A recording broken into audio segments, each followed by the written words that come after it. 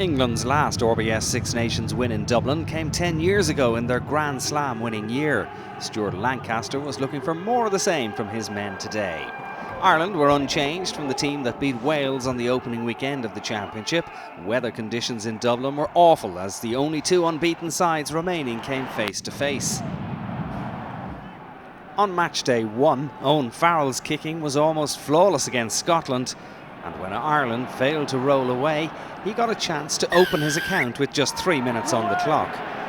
The out-half's penalty went right between the posts, and the visitors had the perfect start. Simon Zebo was forced out of the action early on through injury. Keith Earls came on, and then tempers frayed after Cian Healy was a little over-vigorous in trying to clear Dan Cole out of the way. Referee Jerome Garces settled for a warning to both sets of players after a little bit of push and shove. Discipline! Discipline now! Discipline now! Just before the half-hour mark, England doubled their lead.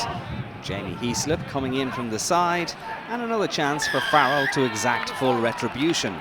The Saracens' man kicking superbly in difficult conditions. 6-0 to England in the 29th minute. Ireland then lost Jonathan Sexton to a hamstring injury. Ronan O'Gara came on as his replacement, O'Gara's 127th cap. The men in green made far too many handling errors in the first half and rarely troubled the English rearguard, and the visitors had a chance to make it 9-0 just before the break when O'Gara was penalised for not releasing, but for once Farrell's radar was slightly askew and the ball went right and wide. 6-0 to England at half-time. Ireland took heart from that miss and started the second half positively. It took just over 4 minutes for Declan Fitzpatrick's men to put a score on the board. England collapsed the scrum, and O'Gara found the target with the penalty to halve the deficit. Ireland 3, England 6, 45 minutes gone.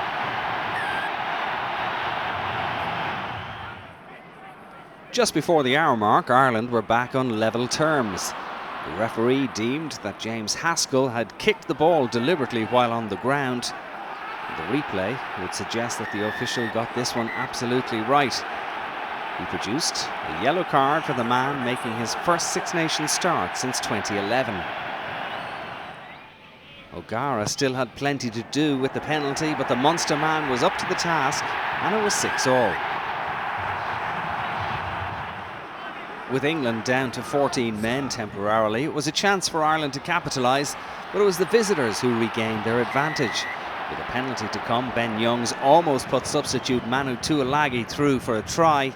It didn't quite happen for England, but Farrell still had the chance to put his side back in front, and his kick was accurate to give England a 9-6 lead.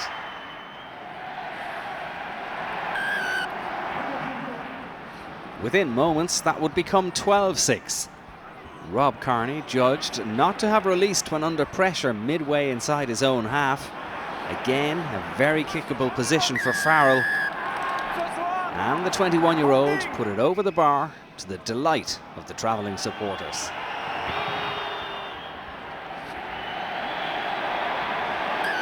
The bad conditions dictated the sort of game we saw.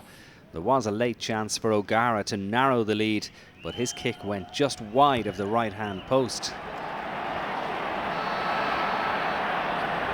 At the other end, Farrell also saw a kick sail wide and to the right, but it would be England's day.